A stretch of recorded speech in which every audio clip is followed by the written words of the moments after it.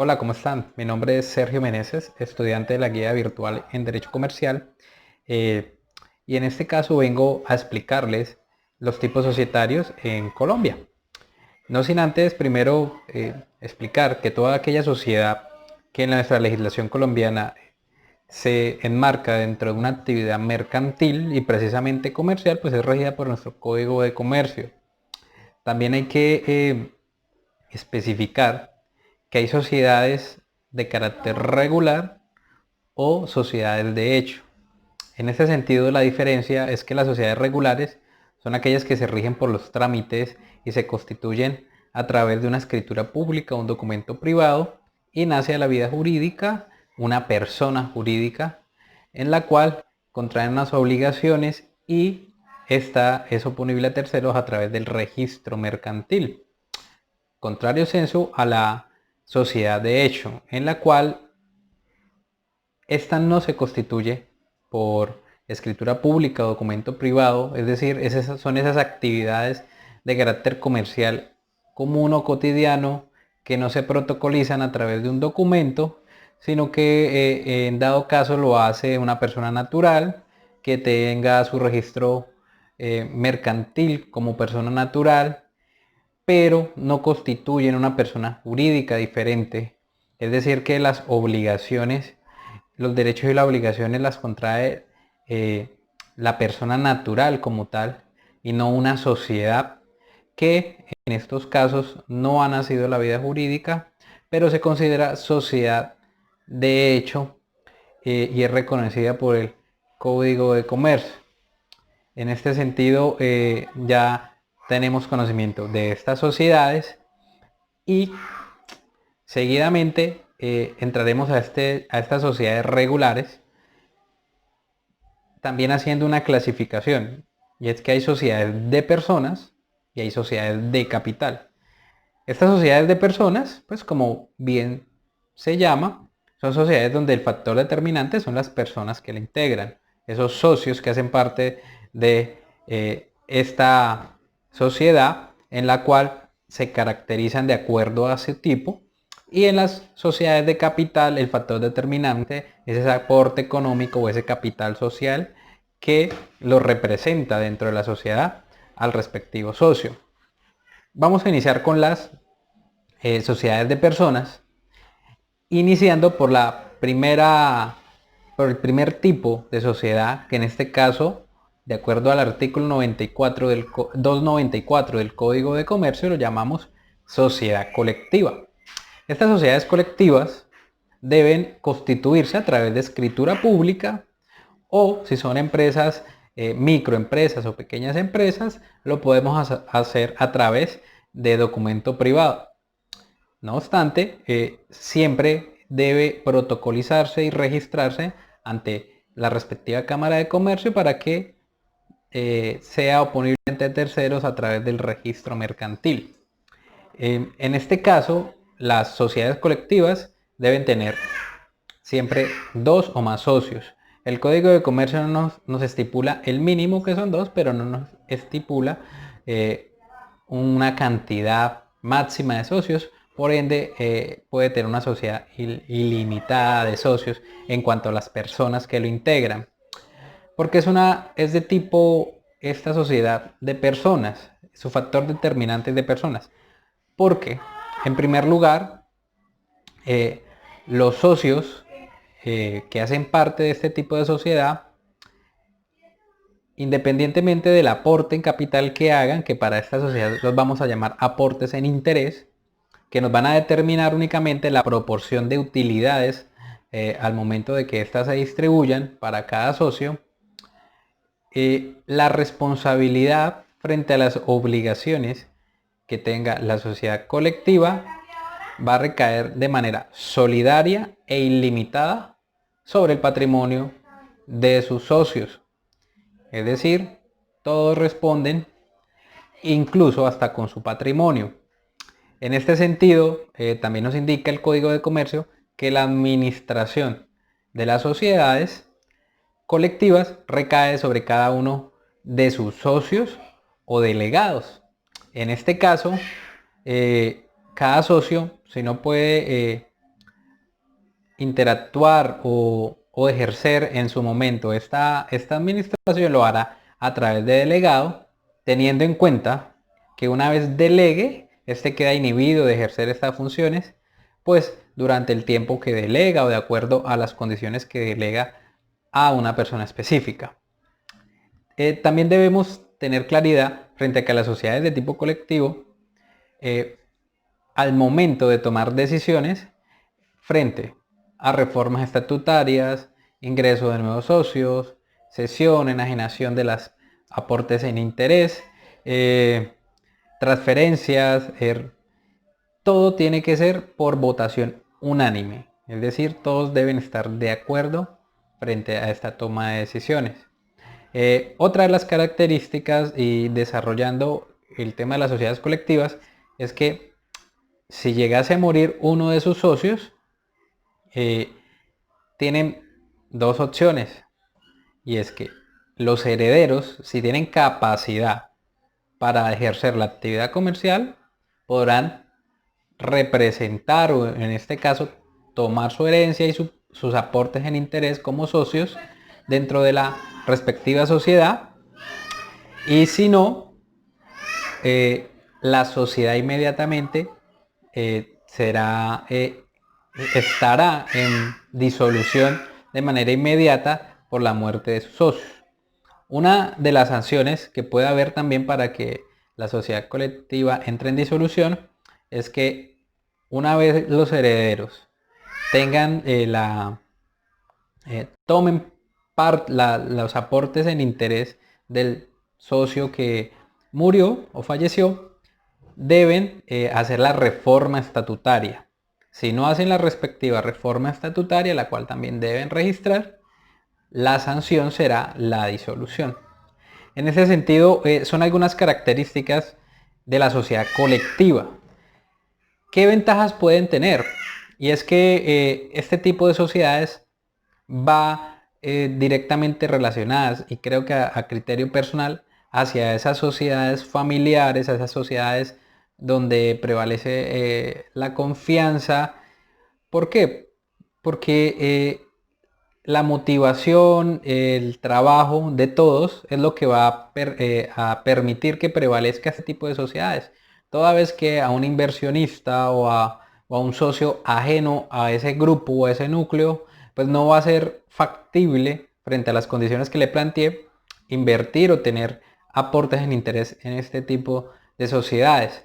Valga resaltar que la razón social o el nombre que deben llevar este tipo de sociedades debe ser el nombre o apellido de alguno de sus socios o de todos los socios, acompañado de la palabra y compañía, e hijos, hermanos, o en su defecto la abreviatura esta, como de compañía y CIA. En este sentido, las ventajas son cerradas, no hay muchos beneficios para que se pueda para que pueda ser atractivo hacer parte de una sociedad de estas, toda vez que las condiciones y las obligaciones pues no son beneficiosas frente a que no importa el capital invertido, sino que las obligaciones van a ser solidarias e ilimitadas. Vamos a seguir viendo otro tipo de sociedad que hace parte de la sociedad de personas, que es la sociedad en comandita simple. Los tipos de sociedades, y seguimos hablando de sociedades de personas, pero en este tipo de sociedad en comandita simple puede haber uno o más socios gestores y puede haber uno o más socios comanditarios. Estos socios comanditarios son aquellas personas que responden de manera limitada frente a los aportes que realizan en capital a la sociedad. Entonces acá ya tenemos dos tipos de socios: colectivos o gestores, o socios comanditarios, que tienen unas limitantes y frente a la responsabilidad que hay dentro de la sociedad, guardan a las mismas características propias de la sociedad colectiva. Debe hacerse la inscripción por medio de escritura pública, la constitución, no es necesario que estos estén inmersos dentro de la escritura pública. Frente a la siguiente tipo de sociedad, que es la sociedad encomendada por acciones, digamos, hay una novedad, y es que en este caso la sociedad tiene que tener uno o más socios colectivos o gestores, y tiene que tener como mínimo 5 accionistas que aportan en capital, y se empieza a regir por la normatividad de las sociedades anónimas que vamos a ver posteriormente. Entonces, una de las características o ventajas, llamémoslo así, es que ya en estas sociedades puede haber inversión externa de capital frente a estas sociedades que en el ámbito de la simple sociedad colectiva no se podía dar. Esto frente a las sociedades de personas. Entonces ya vimos sociedad colectiva, sociedad en comandita simple, sociedad en comandita por acciones, que guardan una misma línea con algunas diferencias. Ahora vamos a ver las sociedades de capital. Sociedad por responsabilidad limitada. En este caso, todos los socios hacen sus aportes, y de acuerdo al valor de sus aportes es su número de cuota, el valor que le corresponde a sus cuotas, y en esta misma también su responsabilidad es limitada de acuerdo a, al valor que aportaron y su número de cuotas. En este sentido, hay algunas diferencias también ya frente a las sociedades que ya hemos hablado. Tengamos en cuenta que esto es una sociedad ya de capital, es decir, se rige por, en este caso, por las cuotas eh, de los aportes hechos por cada uno de los socios. Acá hay una limitante, y es que el número máximo de socios debe ser 25 y el número mínimo 2 socios. En este caso, digamos, pueden haber sesiones, pueden haber venta de acciones, siempre y cuando se haga a través de reforma estatutaria, y no se requiere de la autorización de los socios para que haya cesión o venta de estas cuotas. Eh, la sociedad por responsabilidad limitada eh, debe pagarse el capital suscrito inmediatamente. Aquí ya empezamos, y de hecho dentro de la sociedad por en comandita por acciones, y debo decirlo, ya se empieza a hablar de capital autorizado, capital suscrito y capital pagado. Entonces llamemos capital autorizado ese capital por medio del cual, dentro del acta de constitución, la sociedad proyecta ese monto por el cual se va a dividir, o el cual va a mencionar cuántas acciones o cuánto capital tiene a bien repartir dentro de sus socios, vender, ceder o tener disponibilidad. Entonces se autoriza un capital previamente, y se debe suscribir. Digamos, en el caso de las sociedades en comandita por acciones, se debe suscribir hasta el 50%, mínimo el 50% del capital autorizado. En el caso de las sociedades de responsabilidad limitada, se debe autorizar, suscribir y pagar de manera inmediata el que se estipule. Así lo dicta la norma. En este sentido, estas son las diferencias de la sociedad por responsabilidad limitada. Su nombre o denominación que se le dé debe ir acompañado de la abreviatura LTDA, que significa limitada. La sociedad anónima. Bueno, la sociedad anónima, otro tipo de sociedad de capital, se debe conformar mínimo por 5 accionistas, como ya lo habíamos mencionado en algún momento, y no tiene límite de socios. No, la norma nos prevé un límite de socios. Esta sociedad debe constituirse lo mismo por escritura pública. Los socios son responsables por por el monto de sus aportes. El, los órganos de dirección, digamos, aquí ya empiezan a ver los órganos de dirección que inicialmente es la Junta de Accionistas o la Asamblea General de Accionistas, que delegan una junta directiva que puede estar conformada también por socios o por personas externas, y también pues un representante legal, que es la que representa a la empresa en todas sus acciones y decisiones, previamente autorizado por una junta directiva que nombra la Asamblea General de Accionistas. Denominación social debe terminar con una abreviatura SA, que significa Sociedad Anónima.